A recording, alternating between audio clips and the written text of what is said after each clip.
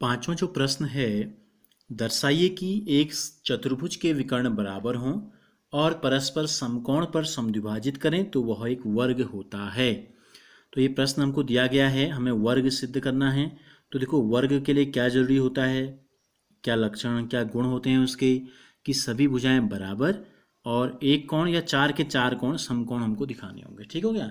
तो चारों भुजाएं बराबर, और दिया क्या है, हमको एक चतुर्भुज दिया है। कैसा चतुर्भुज है वो, क्या क्या शर्तें इसमें हमको दी गई हैं वो हमको दिया है, मैं यहाँ पर नोट कर लेना है। एक ऐसा चतुर्भुज जिसके विकर्ण बराबर हैं। तो क्या है विकर्ण, इसका ए से सी तक और बी से डी तक। पहले तो हम लिख लेंगे, एक चतुर्भुज हमको दिया है ए बी सी डी, ए सी और बी डी बराबर हैं। ठीक हो क्या। और परस्पर समकोण पर समद्विभाजित कर रहे हैं, जहां पर एक एक दूसरे को काट रहे हैं। यहाँ पर जो एंगल बन रहे हैं ये 90 के हैं, चार के चार। ठीक है। तो हम या तो एंगल लिख लें, कोण ए ओ बी, इसको ओ ले लेते हैं, या हम लिख लेते हैं ए सी जो है लंब है किस पे, बी डी पर। ठीक हो गया। बाइसेक्ट करते हैं यानी कि समद्विभाजित करते हैं, यानी कि जहां पर ये टकरा रहे हैं ये इसके बराबर हो जाएगा और ये वाला भाग जो है इस वाले भाग के बराबर हो जाएगा। तो यानी कि इसको हम लिखेंगे ओ ए बराबर ओ सी और ओ बी बराबर ओ डी। इतनी चीज़ें जो हैं हमको दी गई हैं। इसके आधार पे हमको ये सिद्ध करना है, क्या सिद्ध करना है हमें, कि ये जो है वर्ग है। चतुर्भुज ए बी सी डी जो है एक वर्ग है। ठीक हो गया। तो देखो हम क्या करते हैं, हम हल करने की तरफ बढ़ते हैं। एक तरीका तो क्या है कि हम इन त्रिभुजों को लें अलग अलग और इनको सर्वांग सम सिद्ध करते हुए, ठीक है, आगे बढ़ें। अब एक तरीका यह है कि देखो, जो चीज़ हमको दी गई है, एक चतुर्भुज के विकर्ण परस्पर समकोण पर समद्विभाजित कर रहे हैं। तो इससे पहले हमने जब आपको चतुर्भुजों के गुण बताए थे, विभिन्न प्रकार के चतुर्भुज हमने आपको बताए थे, तो हमने आपको बताया था एक चतुर्भुज का नाम था समचतुर्भुज। हमने आपको समचतुर्भुज के गुण बताए थे कि समचतुर्भुज के विकर्ण परस्पर समकोण पर समद्विभाजित करते हैं। तो हम यहाँ से भी शुरू कर सकते हैं, चूंकि समचतुर्भुज, ठीक है, तो यहाँ पर हमारा सवाल थोड़ा जल्दी हल हो जाएगा और आपको समझने में भी आसानी होगी। चूंकि समचतुर्भुज के विकर्ण, लेकिन आपको ये जो है गुण ये याद होना चाहिए, समचतुर्भुज के विकर्ण परस्पर समकोण पर समद्विभाजित करते हैं, समकोण पर समद्विभाजित, एक दूसरे को दो बराबर भागों में बांटते हैं और लंब भी होते हैं। ये हमको पहले से पता है। तो और यही चीज़ क्या है इस चतुर्भुज में भी लागू हो रही है। तो इसलिए चतुर्भुज ए बी सी डी एक समचतुर्भुज है, हमने सीधे ये मान लिया। जो गुण हमको दिया गया था, इस गुण के आधार पे हमने इसको नाम दे दिया समचतुर्भुज। तो अब समचतुर्भुज है तो क्या होता है भाई, समचतुर्भुज में क्या होता है, सभी भुजाएं, यानी कि चतुर्भुज है तो चार भुजाएं होंगी, तो चार की चार भुजाएं क्या होती हैं, बराबर होती हैं। तो इसलिए ए बी, दूसरी भुजा बी सी, तीसरी भुजा सी डी और चौथी भुजा डी ए, ये क्या हो गई, बराबर हो गई।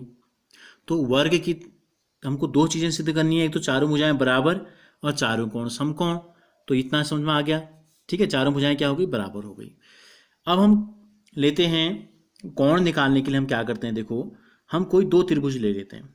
एक त्रिभुज हम लेते हैं त्रिभुज ए बी सी, जिसमें ये आपका कर्ण ए सी ने विकर्ण ए सी आ रहा है, और दूसरा हम त्रिभुज ले लेते हैं ए डी बी वाला, इधर वाले। ठीक है, तो हम दो त्रिभुज लेते हैं, त्रिभुज ए बी सी व त्रिभुज ए बी सी व दूसरा त्रिभुज हम लेते हैं सी डी ए।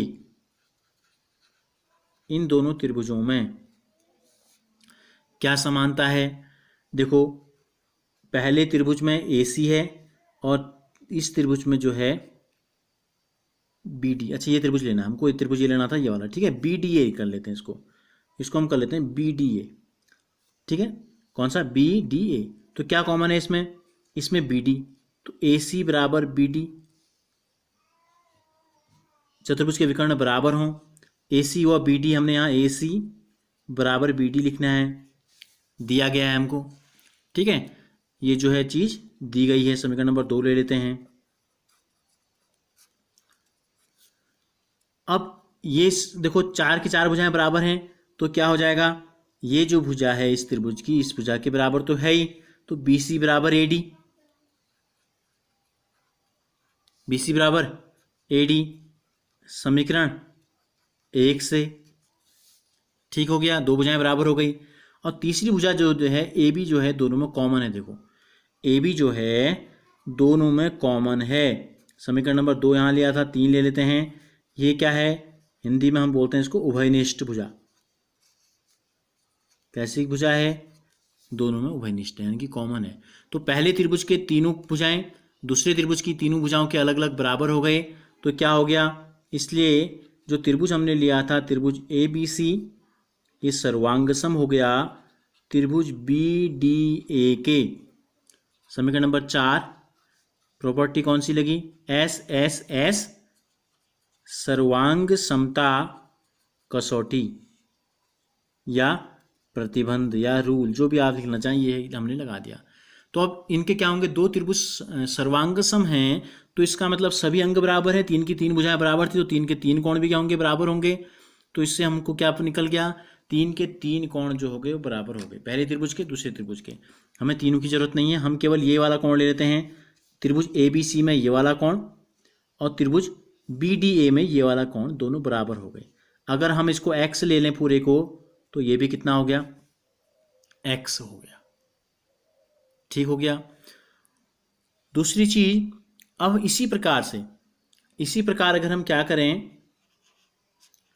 देखो इसी प्रकार अगर हम ये 2 त्रिभुज ले लें, एक हमने लिया ABC जो यहां अभी लिया था, दूसरा हम इसके साथ BDC ले लें। कौन सा त्रिभुज ले लें, BDC। तो यही चीज यहां भी लागू होगी। देखो ये भुजा इस भुजा के बराबर, बीच में दोनों विकर्ण बराबर, और ये भुजा कॉमन, सेम चीज अप्लाई हो रही है। तो हमको दोबारा ये सारे गुण लिखने की जरूरत नहीं है, हम सीधे लिखते हैं। इसी प्रकार त्रिभुज ABC जो है ये सर्वांगसम है इस त्रिभुज के BDC के, BCD के, त्रिभुज BCD के। समीकरण नंबर 5 ठीक हो गया। इससे पहले अगर हम लिखते तो यहाँ पर कोण A कोण B हम दिखा सकते थे, यहाँ पर इनके बीच में हमको लिखना है पहले के बाद। ठीक है, जो मैंने यहाँ आपको चित्र में दिखाया है, यहाँ लिख देंगे कोण A बराबर कोण B, CPCT। इसी प्रकार यहाँ लिख देंगे, यहाँ क्या हो जाएगा, ये दोनों संगत हैं, तो कोण B जो है इस त्रिभुज का कोण C के बराबर हो जाएगा। ठीक हो गया। और इसी प्रकार जो है 2 त्रिभुज और हम लेते हैं। इसी प्रकार हम 2 त्रिभुज और ले लेते हैं। एक हम ले लेते हैं ये त्रिभुज ADC और एक ले लेते हैं BCD। ठीक है, तो ADC BCD त्रिभुज ADC। ठीक है, पहला त्रिभुज हमने ले लिया और दूसरा हम लेते हैं BCD। तो ये भी क्या हो गई, अच्छा इनके बीच में सर्वांगसम लगा देते हैं हम। त्रिभुज ADC जो है ये सर्वांगसम हो जाएगा त्रिभुज BCD के। ठीक है, ये जो 3 चीजें हमने यहाँ अप्लाई की थी वो 3 इसमें भी लागू हो रही है, वो 3 इसमें भी लागू हो रही हैं। तो इसलिए क्या हो जाएगा, इससे कोण C, यहाँ हमने कोण B बराबर कोण C नहीं लिखा है पर C, कोण C बराबर कोण D, ये भी CPCT से होगा। तो अब इन तीनों को देखो, CPCT जो हमने लिखे हैं, A B के बराबर है, B C के बराबर है, C D के बराबर है। तो क्या निष्कर्ष निकला इन तीनों से, इसलिए ये निष्कर्ष निकला कि कोण A B के बराबर था, B C के बराबर और C D के बराबर, यानी कि 4 के 4 कोण क्या हो गए, बराबर। हमने इन चारों को क्या मान लिया, हमने x मान लिया। तो चतुर्भुज के चारों कोणों का योगफल कितना होता है, x धन x धन x धन x 360। तो 4x बराबर 360, तो x बराबर कितना हो जाएगा 360/4। ठीक हो गया। तो ये हो गया 4 एनम 36। तो क्या आ गए, x का मान आ गया 90। हमने क्या लिया है x, कोण A को भी हमने x माना था, कोण B को भी हमने x माना, कोण C को भी, कोण D को भी। तो 4 के 4 कोण क्या हो गए, 90 हो गए। तो इसलिए चतुर्भुज ABCD, देखो चारों भुजाएं बराबर हो गई, चारों कोण समकोण हो गए, एक वर्ग है। यही हमको क्या करना था, सिद्ध करना था। तो हम इसको लिख देंगे, ये सिद्ध हो चुका है।